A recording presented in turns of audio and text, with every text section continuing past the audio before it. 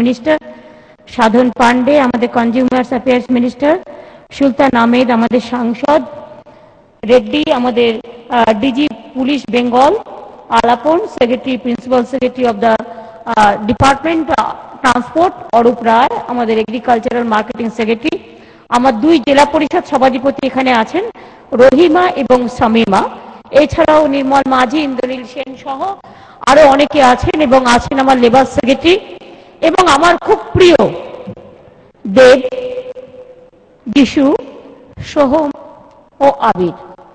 আমি সকলকে আপনাদের এবং আপনারা উপস্থিত আছেন আমার অজস্র ভাই এবং বোনেরা এবং ডিপার্টমেন্টের অফিসিয়ালসরা, আমি সকলকে অভিনন্দন জানিয়ে ছোট্ট করতে চাই না। এটা আপনাদের অধিকার, অধিকার আপনাদের অর্জন করতে হবে। একটা প্রোগ্রাম, ছোট্ট প্রোগ্রাম, গত দুদিন আগে এখানেই দাঁড়িয়ে আমরা কন্যাশ্রী প্রকল্পের সূচনা করেছিলাম, যা চালু হয়ে গেছে 1 অক্টোবর থেকে। সেখানে আমাদের ছোট্ট ছোট্ট বোনেরা তাদের পড়াশোনা যাতে চালিয়ে যেতে পারে, সেই বোনেদের জন্য ক্লাস 5, 6, 7, 8, 9, 10, 11, 12 1,20,000 টাকার মধ্যে যাদের ফ্যামিলি ইনকাম বছরে, তাদের 500 টাকা করে আমরা স্কলারশিপ দেব। এবং 18 বছর বয়স পর্যন্ত তারা যদি পড়াশোনা করে, বিবাহ না করেন, তাহলে তাদের স্টাডিকে আরো মজবুত করবার জন্য আমাদের সরকার 25,000 টাকা করে তাদের ব্যাংক অ্যাকাউন্টে জমা দিয়ে দেবেন। এবং এইখানে দাঁড়িয়ে আমরা 10,000 গার্ল চাইল্ডকে সেদিনকে একটা বোতাম টিপেছি, আর 10,000 গার্ল চাইল্ডের অ্যাকাউন্টে টাকা চলে গেছে, যারা এবছর এপ্রিল মাসে 18 বছরে পদার্পণ করেছেন। সেই রকম এবার আমার ভাইদের পালা। অনেক বেকার আমাদের বাংলায়, প্রায় 1 কোটি, জনসংখ্যা যদি হয় 8-9 কোটি, বেকারের সংখ্যাই প্রায় 1 কোটি। এতটা বেকারের সংখ্যা, এটা আমার আগে ধারণা ছিল না। এবং দীর্ঘদিন ধরে আমি দেখেছি ওই এমপ্লয়মেন্ট এক্সচেঞ্জ মার্কা একটা খুঁড়োর কল, যদিও এটা ভারত সরকারের, সেটা আছে, কিছু করার নেই, তাদের অন্যভাবে আমরা কাজে নিশ্চয়ই লাগাবো এসব ব্যাপারে। কিন্তু আমার ইচ্ছে ছিল আমরা যেমন চাষিদের জন্য ল্যান্ড ব্যাংক তৈরি করব, বিদ্যুৎ আমরা অন্য রাজ্যকে দেব, আমরা পাওয়ার ব্যাংক তৈরি করব, আমরা যেমন land use policy, land map, power bank তৈরি করেছি, সেই রকম এমপ্লয়মেন্ট ব্যাংক তৈরি করার আমাদের একটা প্রপোজাল ছিল। এবং এটা করতে আমাদের এই 2 বছর সময় লেগেছে। তার কারণ যত সহজে আমরা একটা কথা বলি, তত সহজে করা যায় না, পয়সার অভাব আছে। আমরা যখন ক্ষমতায় আসি, এসেই দেখলাম দেনার দায় মনসা বিক্রি হয়ে যাচ্ছে। 21,000 কোটি টাকা গভর্নমেন্টের আয়ের উৎস, তো 21,000 কোটি টাকা সেন্ট্রাল গভর্নমেন্ট কেটে নিয়ে চলে যাচ্ছে আগের সরকারের দেনা বাবদ। কি করব, হাতে নেই পয়সা, টাকা করি নেই। আমাদের চিফ সেক্রেটারি অমিত মিত্র সবাই মিলে বসে আমরা টাকার অঙ্ক বাড়ালাম, অর্থনৈতিক সংস্কার করলাম, আমরা রেকর্ড পরিমাণ 11,000 কোটি টাকা বেশি ইনকাম করলাম 12-13-এ। দেখলাম কেন্দ্রীয় সরকার আগের বার কেটেছিল 11-12-এ কেটেছিল 21,000 কোটি টাকা, 12-13-এ কেটে নিয়ে চলে গেল 25,000 কোটি টাকা। এবারে আবার শুনছি 28,000 কোটি টাকা কেটে নিয়ে চলে যাবে। তো সবই যদি কেটে নিয়ে যায়, তাহলে খাদ্যের জন্য থাকবে কি, চাকরির জন্য থাকবে কি, চাকরি হবে কোত্থেকে, মাইনে কোথা থেকে দেওয়া হবে? কেউ কেউ চিল্লাচ্ছে দিয়ে দাও টিয়ে দাও, আর দিতে আমার আপত্তি, টাকাটা আসবে কোত্থেকে? সুদ দিতে দিতে তো গেল, দেনা শোধ করতে করতে আমরা অপরাধ না করেও অপরাধের বোঝা আমাদের গায়ের ওপরে প্রায়। সেই বোঝা নিয়ে সকালবেলায় ঘুম থেকে উঠে চিন্তা করতে হয় এ মাসের মাইনেটা দিতে পারবো কিনা, নুন থেকে পান্তা ফুরায়। কেউ কেউ বলে তারা কন্যাশ্রীর টাকা দিচ্ছ কেন, সামাজিক দায়বদ্ধতা অবশ্যই দিতে হবে। আমার ঘরে পয়সা নেই, তাই বলে আমার অতিথি আসলে আমি কি তাকে না খাইয়ে রাখবো? তাকে দুটো খাবার দেওয়া এটা আমার সামাজিক দায়বদ্ধতা। কেউ কেউ বলছে কেন টাকা দেওয়া হবে বেকার ভাতার? আরে বেকার ভাতা না, এটা ওদের একটা হাত খরচ, একটু সহায়তা। আপত্তি কি আছে? কারো কারো মেঘের যেমন মুখ ভারী, তাদেরও মুখটা বড্ড ভারী, গোমরা মুখ হয়ে গেছে। কেন দেওয়া হবে? কিসের জন্য দেওয়া হবে? কোথা থেকে দেওয়া হবে? কেন টিয়ে দেওয়া হবে না? কেন টিয়ে দেওয়া হবে না? যা দেওয়া দিচ্ছে তো। আজ পর্যন্ত তো কারো মাইনে বন্ধ হয়নি। এটা তো আমার কর্মচারী ভাই বোনদের জন্য আমাদের ভালোবাসা। আমার টিচাররা 1 তারিখে মাইনে পাচ্ছে, আগে কোনোদিন জীবনে পাইনি। আমরা করছি এগুলো, অনেকগুলো কাজ আমরা করেছি। তাই আমরা বসে সিদ্ধান্ত নিয়েছি, ভাই আমার বেকার ভাই বোনেরা, তারা কেউ দিল্লি চলে যাবে, গিয়ে একটা ঘরের মধ্যে 50 জন থাকে, সোনার কাজ করে, কি কষ্ট হয়। আমি নিজে গিয়ে মুম্বাইতে গিয়ে দেখে এসেছি। তাদের জন্য একটু ভাবতে হবে না? আমি সেই জন্য ভাবি, আজকে ধরুন কেউ কেউ বিদেশে চলে যাচ্ছেন, নিশ্চয়ই যেতেই পারেন তার চাকরির জন্য। হয়তো আমাদের সেই ক্ষমতাটা নেই, কিন্তু আমাদের এখানে অনেক ইন্ডাস্ট্রি আসছে, ক্ষমতা হবে। জেনে রাখুন, আপনি বাইরে গেলেও হয়তো 1.5 লাখ টাকা 2 লাখ টাকা মাইনে পেলেন, তো থাকা খাওয়ার খরচা কত? আমাদের বাংলা তো সবার থেকে চিপ, সস্তা বলতে পারেন, সবচেয়ে সস্তা লেবার, সবচেয়ে সস্তা সবকিছুই। যে যাই চিৎকার করুক, এত পেট্রোলের দাম বেড়েছে, এত ডিজেলের দাম বেড়েছে, কখনো কখনো দাম বাড়ে, কখনো কখনো উৎসব আসলে। কিন্তু আমরা পরিষ্কার জেনে রাখবেন, আমাদের একমাত্র সরকার, প্রতি 7 দিন অন্তর আমরা মিটিং করি দ্রব্যমূল্য নিয়ন্ত্রণ করবার জন্য, বাজার কন্ট্রোলে রাখবার জন্য। চাষিদেরও সাহায্য করি এবং আমাদের সাধারণ মানুষকেও সাহায্য করি। সেই রকম আমরা ভাবলাম যে আমাদের বেকার ছেলেমেয়েরা অনেক, আমি কজনকে চাকরি দিতে পারবো? চাকরি দিতে পারলেই আমার টাকার দরকার, সে টাকাটা আসবে কোত্থেকে? এখন তো টাকা নেই হাতে, দেনা দিতে দিতে শেষ হয়ে যাচ্ছি। তাই বারবার করে বলেছিলাম কেন্দ্রীয় সরকারকে, বেঙ্গল নাম্বার 1 আজকে ডেপটে, যে আপনারা একটা রিস্ট্রাকচারিং করুন। আপনারা কেন বারবার সিপিএম কে দেনা করতে দিয়েছেন, আর আজকে আমাদের সাফার করতে হচ্ছে? 1 পয়সা আমাদের দিচ্ছেন না, অন্য রাজ্যকে সাহায্য করছেন, আমি খুশি। আমি সব রাজ্যকে ভালোবাসি, সবাই আমার ভাই বোন। কেন বাংলার টাকা বন্ধ করে দিচ্ছেন? বাংলাকে ভাতে মারার চেষ্টা করছেন। তা সত্ত্বেও জেনে রাখবেন, আমাদের ভাতে মারলে কোনো লাভ নেই। আমরা ভাঙি, তা আমরা মচকাই না, আমরা ব্ল্যাকমেলিং টেলিং মানি না, আমরা মাথা উঁচু করে চলতে জানি। আর আমাদের যদি কেউ ইট মারে, আমরা পাটকেল দিয়ে জবাব দিই না, আমরা কাজ দিয়ে জবাব দিই, আমরা উন্নয়ন দিয়ে জবাব দিই। তাই আমার এখানে অনেক বেকার, গত 2 বছরে অন্তত 3 লক্ষ সরকারি চাকরি এবং 4-5 লক্ষ ক্ষুদ্র শিল্পে আরো অনেক বেশি হয়েছে। এছাড়াও প্রাইভেটও কয়েক লক্ষ চাকরি হয়েছে। কিন্তু আমি মনে করি ক্ষুদ্র শিল্প থেকেও আমরা 1 কোটি চাকরি করব, কোনো কাজ খারাপ না, মাথায় রাখবেন। অনেক সংস্থা আসছে এবং বেঙ্গলে মনে রাখবেন, শুধু ডিবিসি থেকে আমি শুনছি প্রায় 1050 কোটি টাকা ওরা বেঙ্গলে ইনভেস্ট করছে। সেল থেকে ওরা ইস্পাত ইন্ডাস্ট্রি ওয়ার্ল্ডের 2nd লার্জেস্ট করছে, প্রায় 20,000 কোটি টাকা ইনভেস্ট করছে। আমি নিজে রেলে থাকাকালীন প্রায় 16টা ইন্ডাস্ট্রি করে দিয়ে গেছি বাংলায়, তার মধ্যে 12-13টা প্রায় সম্পূর্ণ হওয়ার মুখে। মনে রাখবেন, বিধানচন্দ্র রায়ের সময় একটাই হয়েছিল, চিত্তরঞ্জন লোকোমোটিভ, যা আজও গর্ব করে, আর আমরা এরকম অনেকগুলো করে দিয়েছি। এছাড়াও আমরা পাঁচুমিতে 6টা ব্লক পাচ্ছি, যে ব্লক থেকে আমরা কয়লা উত্তোলন করব। এখানেও প্রায় 1 লক্ষ ছেলে মেয়ের চাকরি হবে এবং হাজার হাজার কোটি টাকার ইনভেস্ট হবে।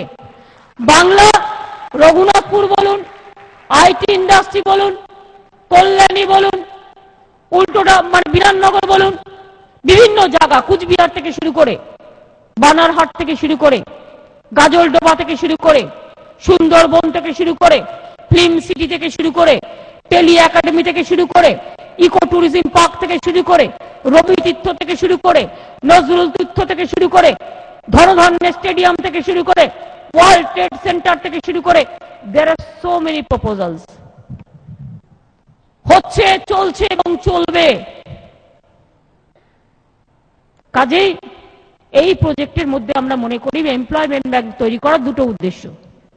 একটা হচ্ছে যারা প্রাইভেটেও বড় বড় কোম্পানিরা আসছেন বা ছোট কোম্পানিরাও আছেন, তাদের লোক প্রয়োজন, তাদেরও আমরা অনুরোধ করছি এই এমপ্লয়মেন্ট ব্যাংকে থেকে তারা লোক নেবেন এবং তাদের কি লোক প্রয়োজন সেটা এমপ্লয়মেন্ট ব্যাংকে দিয়ে দেবেন। অর্থাৎ এমপ্লয়িজ এবং এমপ্লয়ার দুটোকে যুক্ত করে দেওয়া হচ্ছে। আর একটা হচ্ছে, ধরুন ডাক্তার আছে, আমার গভর্নমেন্টের যখন প্রয়োজন ডাক্তার নেয়ার, আমি এমপ্লয়মেন্ট ব্যাংক থেকে নিয়ে নেব। আমার প্রয়োজন আমি ইঞ্জিনিয়ার নেব, আমি এমপ্লয়মেন্ট ব্যাংক থেকে নিয়ে নেব। আমার যখন প্রয়োজন আমি টিচার নেব। 75% যদি সরকারি চাকুরিও এমপ্লয়মেন্ট ব্যাংক থেকে নেওয়া হয়, তাহলেও কিন্তু মনে রাখবেন, যারা আজকে 1 লক্ষ ছেলে মেয়ে মাসে 1,500 টাকা করে পাচ্ছেন, তারা যখন ওই চাকরিগুলো পেয়ে যাবেন, আরো 1 লাখ ছেলে মেয়ে আপনাদেরটা খালি হয়ে যাবে। আপনারা চাকরি পেয়ে গেলে তখন আরো 1 লাখ ঢুকবে এখানে।